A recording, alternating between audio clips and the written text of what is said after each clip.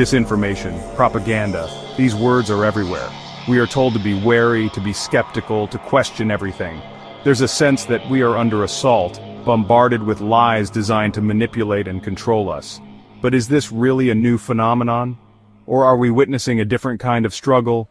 One that speaks to a deeper unease about who shapes our understanding of the world. Throughout history, the powerful have always sought to control the narrative. It's about more than just spreading lies. It's about framing the entire story, setting the terms of the debate, and deciding whose voices are heard. For decades, the West, with its military might and media dominance, has excelled at this.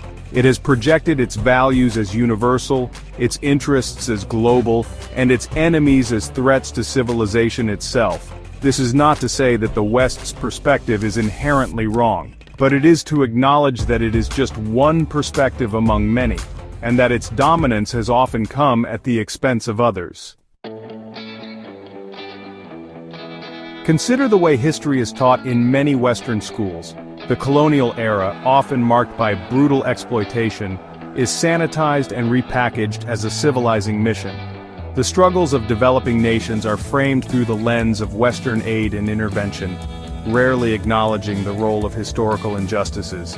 This is not just about historical revisionism, it's about shaping the present by controlling how we understand the past. The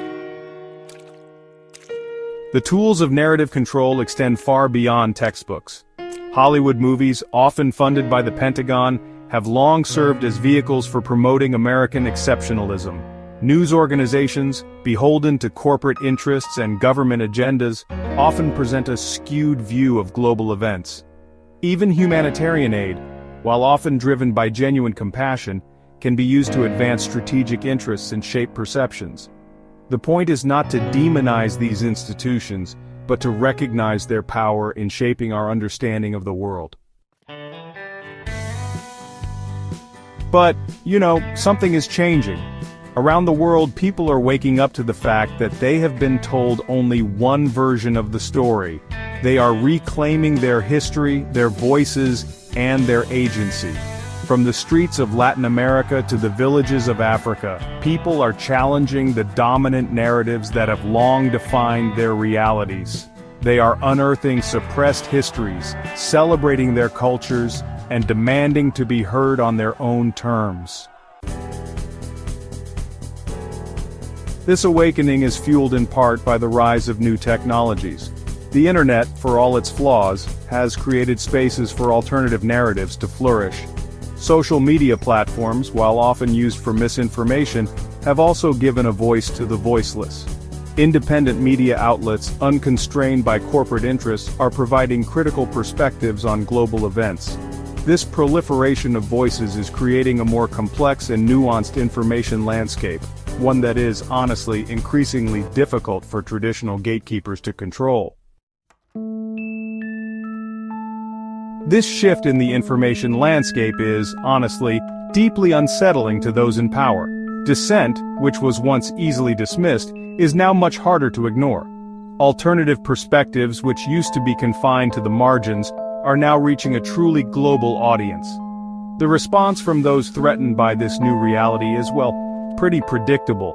Accusations of disinformation, crackdowns on independent media, and attempts to control the flow of information online. The term information war is often used to describe this struggle, but, this is not a war in the traditional sense. It's really a battle for hearts and minds, a contest over whose truth prevails. It's a struggle that's playing out in newsrooms, on social media, and even out in the streets. And honestly, it's a struggle that goes to the very heart of what it means to be informed and engaged citizens in the 21st century. This struggle is unfolding against the backdrop of a shifting geopolitical landscape. The era of unipolarity, dominated by the West, is giving way to a multipolar world, now characterized by the rise of new centers of power and influence. This shift isn't just about economics and military might, it's also about the power to shape narratives, to define values, and to influence global perceptions. In this new world, multiple truths will coexist, often in tension with each other. The battle for control of the narrative is not new. It's honestly as old as human history itself, but the stakes, right now, have never been higher. In an interconnected world, where information spreads at lightning speed, the ability to shape narratives is absolutely paramount. The struggle for truth is a struggle for freedom, for justice, and for the very soul of humanity. It's a struggle that requires us to be critical thinkers, to question everything, and to embrace the complexity of a world where no single narrative can claim a monopoly on truth. For those who endure, for those who survive the silencing, their stories will eventually be heard. And honestly, that is what those in power fear the most.